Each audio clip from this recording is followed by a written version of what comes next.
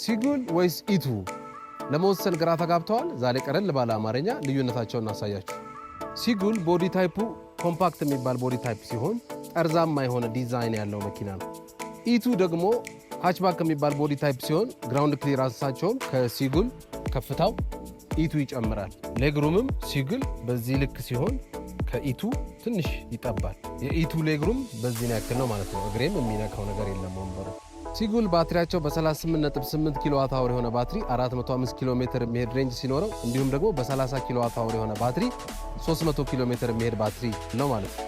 ኢቱ በ43.2 ኪሎዋት የሆነ ባትሪ 405 ኪሎ ሜትር የሚሄድ መኪና ነው። ሲጉል 300ም 400ም ኪሎ ሜትር ሬንጅ የሚሄድ መኪና ሲኖረው ኢቱ ደግሞ 405 ኪሎ ሜትር ሆኖ ሌክጀሪና ኮምፈርት በሚባል ጎማው ላይና ወንበሩ ላይ ብቻ ልዩነት ያላቸው መኪና አላቸው ማለት ነው ማርኬት ላይ።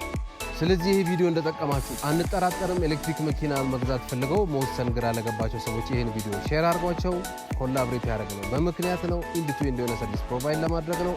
ስለ ኤሌክትሪክ መኪና ማወቅ የምትፈልጉትን ነገሮች እዚህ ጎተራ ፔፕሲ አጠገብ በሚገኘው ኢቪያ ባችን ወጣችሁ የፈለጋችሁትን አይነት ነገር መረዳት ትችላላችሁ። ታማስቶቻችሁን ኮሜንት ላይ አስቀምጡልን። ይመቻችሁ።